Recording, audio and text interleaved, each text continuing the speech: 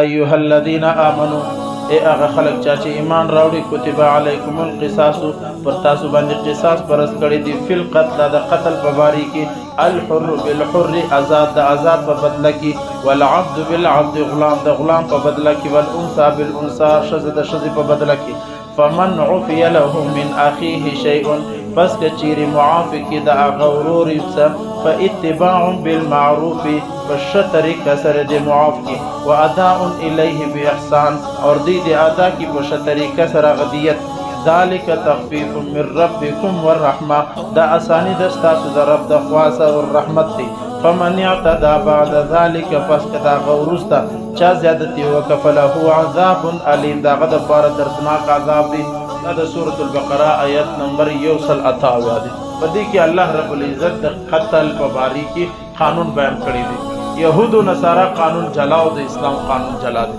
یهودیانو کې دا طریقه و چې بنده د قتل کې سړی به خامخا قتل کیږي نصرانیانو کې دا طریقه و چې سړی قتل سو خامخا به معافیږي زموږ په مذهب کې اسلام کې په قرآن کې دا دی چې قتل ابشر همستا اور د معافیدو طریقه همستا دواړه طریقې موجود دي الله زموږ د اسانی د پاره پیدا کړی دي اور نمبر 2 الله رب العزت په دې کې دا بیان کړي چې زمانه جاهلیت کې چې کومه طریقه و چې یو سړی قتل سو بیا نو 50 پته دا غوغمړه کوه دا طریقه نشته په اسلام کې یو سړی قتل سو قاتل به قتل کیږي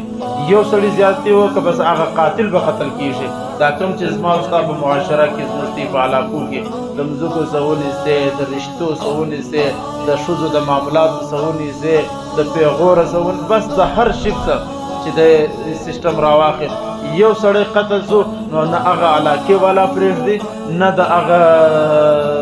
خاندان والا پرېږدي نه د هغه تعلقات والا پرېږدي دا ټول د اسلام خلاف دي او دا د اسلام د قرآن سراسر مخالفت دي د قتل په بدلی کې الحر بالحر والعبد بالعبد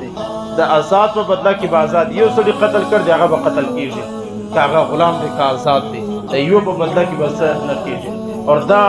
قرآن کې دا قانون الله بیان کړی بل ځکه نبی علیہ السلام فرمای چې الله رب العزت داسې قوم اور داسې علاقه اور داسې وطن اور داسې معاشره هغه ته الله رب العزت د غضب په نظر باندې ګوري چیرې چې د انسان وینه ارزانه سي او قتل ارزانه سي اور بیا چې کم سړی پر قتل باندې فخر کوي پر قتل باندې ځان ته بهادری وای ځان ته یو غټه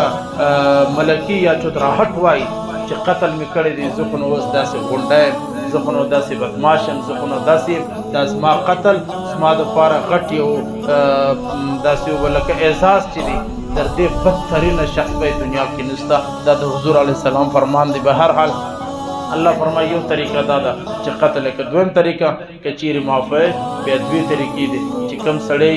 په څو باندې راضي کېږي په آپس کې د دې په اصلحو بینهما د دې په آپس کې صلح وکړه چې په ښه انداز کې څومره صلح کېدلی سي هغه صلح نو زموږ په معاشره کې ماشاءالله د دې صلح هم ډېر ښایستې طریقې روانې سوي دي کوم چې ملکان دي سرداران دي وډېرګان دي حاجیان دي غټ صاحبان دي د هغو خو ماشاءالله باقاعده طور پر دا کاروبار دی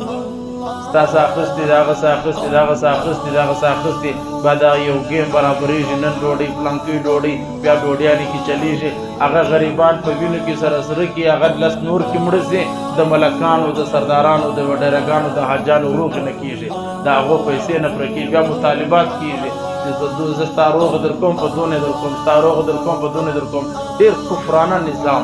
ډېر د اسلام دشمن نظام ډېر د اسلام مخالف نظام د قرآن سره تصادم ټکراو نظام زما او ستا په معاشره کې روان دی زموږ په دې علاقه خصوصا په دې دیهاتي علاقو کې بیخي ډېر زیات پوره قانون د اسلام په مخالفت کې د اسلام